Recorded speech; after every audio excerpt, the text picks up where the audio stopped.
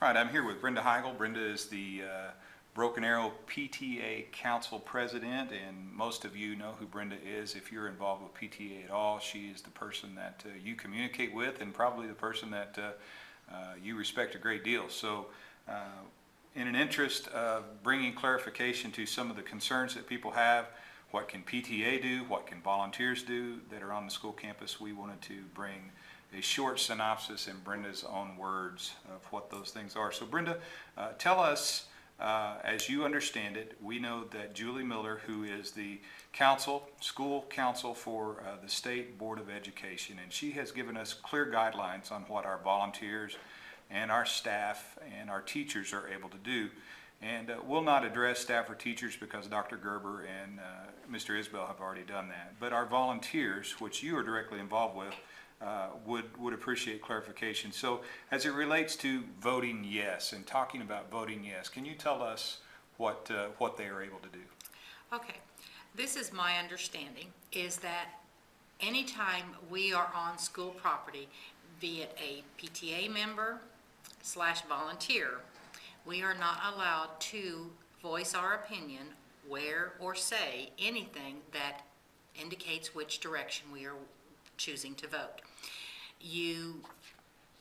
If you're asked a question about the bond, you are more than welcome to answer those questions. You just cannot convey which direction you feel a person needs to vote. So a good rule of thumb, if you're going into the school to do anything other than to pick your child up and leave, then don't wear or say or do anything that would indicate which direction you're wishing to vote. But if you are going there to sit in the bleachers to cheer your child on, you're going to a after-school event, you're out in the parking lot, you're standing at the curb waiting for your children to walk down to you, you are a citizen. Just because you're a mother, PTA member, or a volunteer, you are still a citizen and you have your First Amendment rights that allow you to voice your opinions. So as long as you are not on school property during school day times and working in the capacity as a volunteer, you are free to say what you choose about the bond. Thank you. Well, I think that brings some clarifications. So just for the sake of indulgence here, say I am a parent and I have some signs. Maybe I am helping to distribute signs to other friends and family and neighbors, and someone who attends the school sees me in the parking lot after school and says, hey, where can I get a sign? Am I allowed to give that sign to them? You are most definitely allowed to give them that sign. You are in the parking lot. You are not within the school building. So you could hand out those signs. And you're not acting as a volunteer. Right. You're not acting as a volunteer. You're just there as another citizen. If I wanted to call friends the day before the bond and say, hey, you know, I hope you'll go and vote and support this initiative. If I'm calling them just as a friend and they're my friend, I'm entitled to do that, correct? You are entitled to do that. You can call as many friends as you like. You can send as many emails as you like to your friends, encouraging them to vote or to vote in a particular way.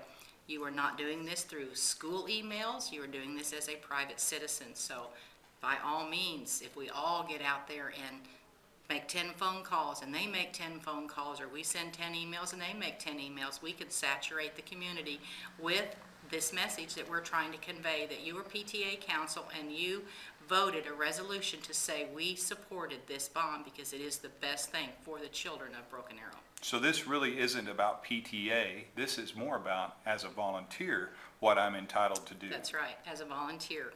Okay, and that's because the school system has strict guidelines that they must follow, and when we're acting as a volunteer, we're essentially volunteer staff for the school, and we come into their policies and procedures. That is very correct. Once you enter that school building and you are putting on that volunteer hat, you are, even though we get paid in hugs and kisses, you are still a volunteer and you are working for the school district in that capacity, and you have to follow their requirements, and that is no endorsing of the bond in one way or the other. That's good.